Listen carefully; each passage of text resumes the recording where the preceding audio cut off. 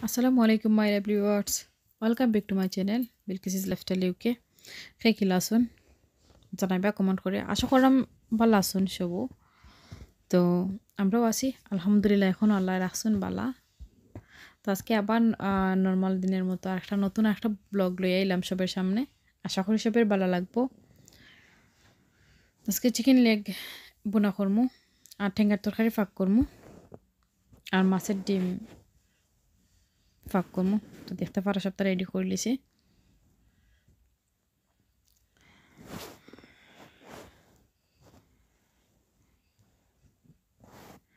ইনো ঠেঙ্গার তরকারির বাগার দিলাম রসুন ফার্স্টে রসুন দিছি আর আগেও আরও দুই তিনটা ঠেঙ্গার তরকারি রেসিপি আছে আমার ব্লগও দেয়া আছে আজকে আবারও দিলাম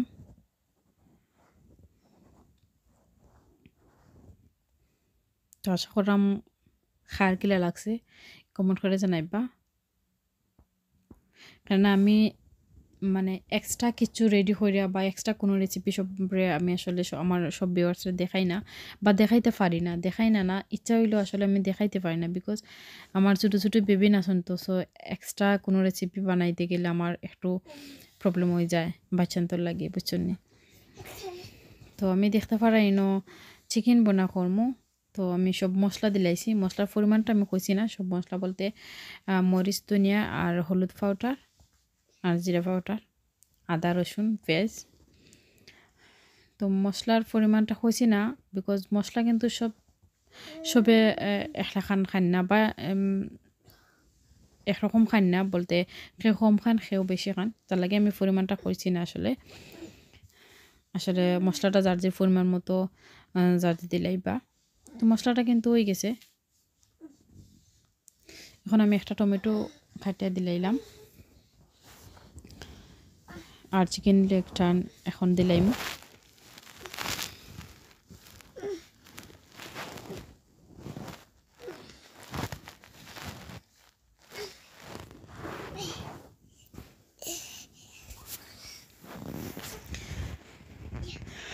এটা সফট চিকেন লাগে তোরা আলু দিলাম বিকজ আলু ছাড়া আসলে আমার হয় না বাচ্চানতে খান যার লাগে আর মাংস এভরিডে একটা মাংস ফাঁক করা লাগে বা মাংসর তরকারি রাখা লাগে বিকজ বাচ্চানতে যদিও ভাত খান তে মাংসর তরকারি দিয়ে খান মাছ তারা খান না যার কারণে আর চিকেন লেগটা সফট তার লাগে আমি আলুও দিলাইলাম যে একলগে সিদ্ধ হয়ে যাব আর কোনো পানিও এড করতাম না চিকেনের পানি আসলে আলুটাও সিদ্ধ হয়ে যাব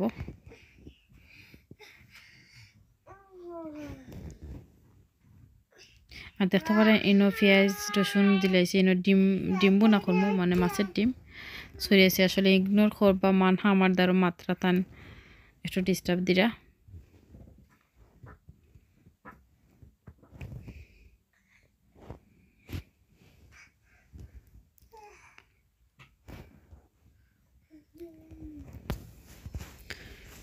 তো দেখতে পারা ঠেঙ্গার তরকারির মশলাটার মাঝে আমি একটু পানি দিলাম পানিতে ভালো করে কষাইমু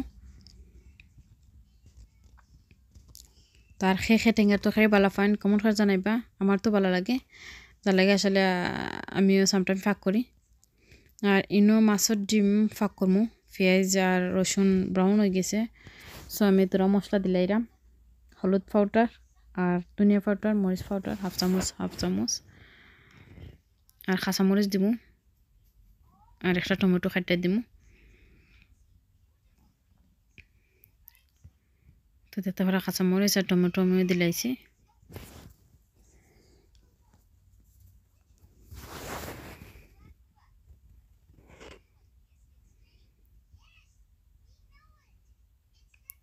আর এখন তোরা পানি এড করে লিছি মশলাটা একটু কষাই লই যাব তারপরে ডিমটা এড করে লিমু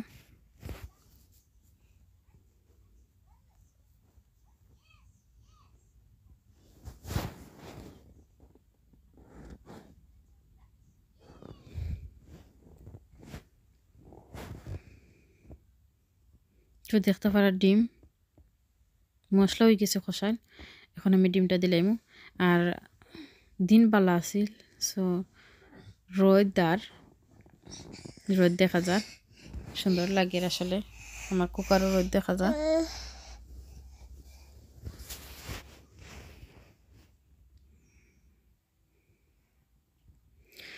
আর টেঙ্গার তরকারির মশলা হয়ে গেছে, আমি মাছটা দিলাইলাম।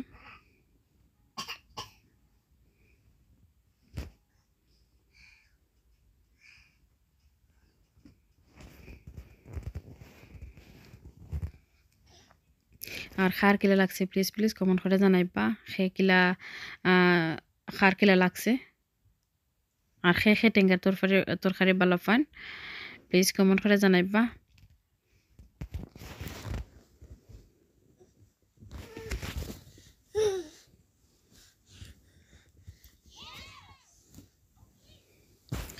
তো টেঙ্গার তরকারিতে আমি জুল দিলাইলাম। জুল দিয়ে এখানে না আমরা যে এটা বেলফই দিয়ে টেঙ্গা ফাঁক করবো। তো বেলফইটা এটা ফ্রোজন, এটা যদি ফার্স্টে দিলাইতে একবারে গলে যাব, সো আমি চাইলাম না গলতো, তার লাগে তরকারি উতরে যাওয়ার বাদে দিমু।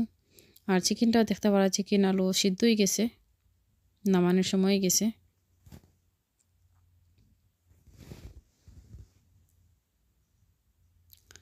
আর ডিমটাও হয়ে গেছে, ডিমের মাঝে ধন্যবাদ দিলাম আমি। এখন ধন্যবাদ দিয়া আল্লাহ মাইলমো।